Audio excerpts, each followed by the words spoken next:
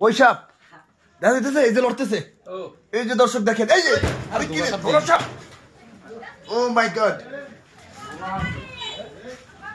দর্শক দেখেন সাপ, কিন্তু সাপ আসলে একটা ব্যাং নিয়ে কিন্তু সাপটা ঢুকছিল। ওয়াও,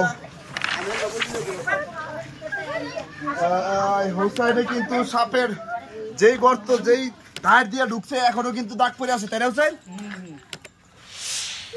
ওরে বাপরে, এটা কি মাথা আলগিতে ফোনা দেয়, এটা কি ধরা হোসাইন? মাছ ধরা? এগুলো কামড় দিলে কি বেশি ক্ষতি হয়? এগুলো আনবিষধর, একেবারে নির্বিষ নাকি? মানে একটু বিষ আছে, তেমন ক্ষতি হয় না নাকি?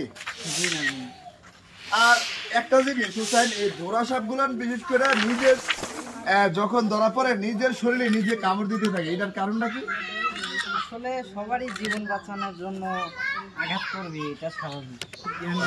ঠিক আছে দর্শক, আমরা আছি হোমনা বাগমারাতে। বাগমারায় আসলে সাপ ঢুকছে ব্যাং নিয়ে, এরকম খবর পাই কিন্তু আসছি। ভাই আমাদেরকে ফোন দিছে কে? আপনারা? আচ্ছা, প্রথমে কি দেখছিলেন আপনারা? মধ্যে একটা ব্যাংক ছিল আর কি, আপনার ঘরটার ভিতরে ছিল। হ্যাঁ, শুধু মাথাটা দেখছিলাম, মাথাটা ব্যাংকটার ভিতরে নিতেছে।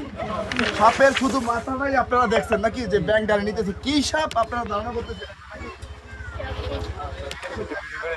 তারা সাপের আরো বেশি গতি, তাই না? তারা সাপ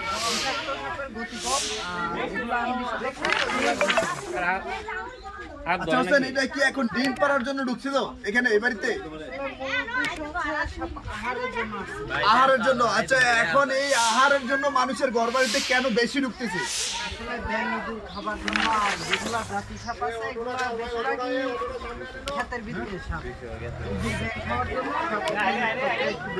আচ্ছা, আর কিছুদিন পরে সাপের বংশ বিস্তার করার সময়, এই জন্য কি সাপ বেশি আহার করার চেষ্টা করতেছে নাকি? এখনো কি সাপের বংশ বিস্তার করার জন্য যে সং নেই বলো, এই সং নেওয়ার সময় হয়ে গেছে নাকি?